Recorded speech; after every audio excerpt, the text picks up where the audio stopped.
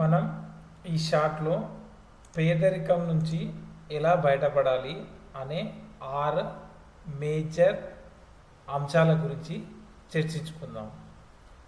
Last వీడియోలో పేదరికానికి గల మూల కారణం ఏమిటి అనే అంశం గురించి చర్చించుకున్నాం.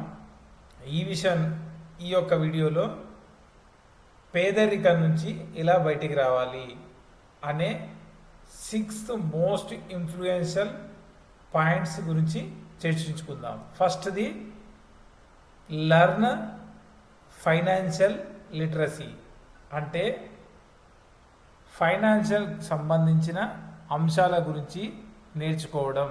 అంటే డబ్బు చేత మనం ఎలా పని చేయించగలగాలి, డబ్బు ఎలా పనిచేస్తుంది అనే అంశాల గురించి ఫస్ట్ మనం నేర్చుకోవాలి. ఇది మొట్టమొదటి advantage for avoid the poverty.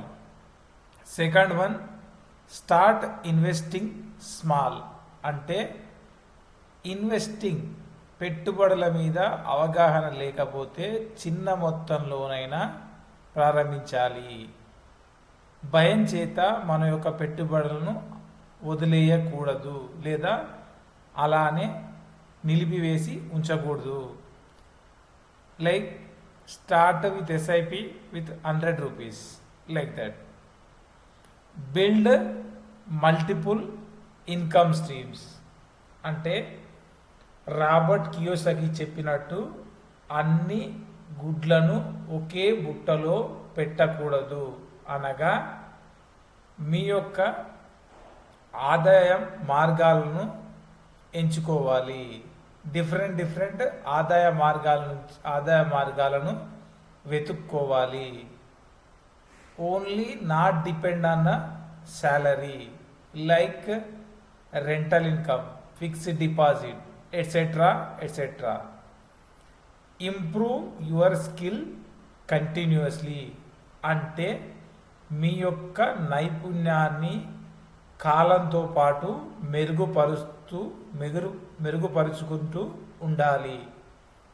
ఇప్పుడు ప్రస్తుత జనరేషన్లో కృత్రిమ మేధ అనేది చాలా కీలకంగా పనిచేస్తుంది.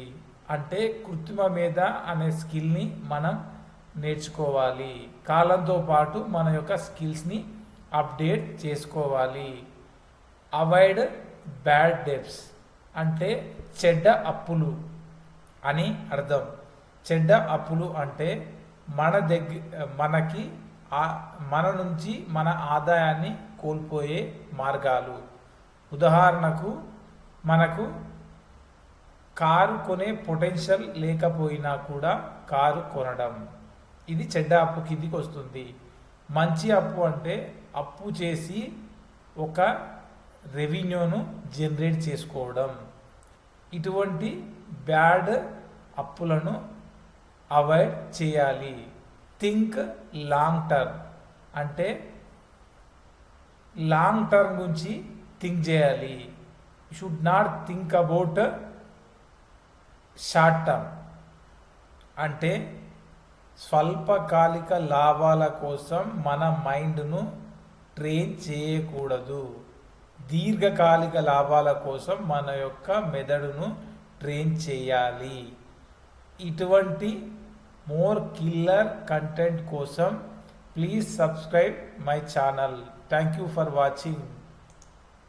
If you like the content, please comment into the comment section, share to your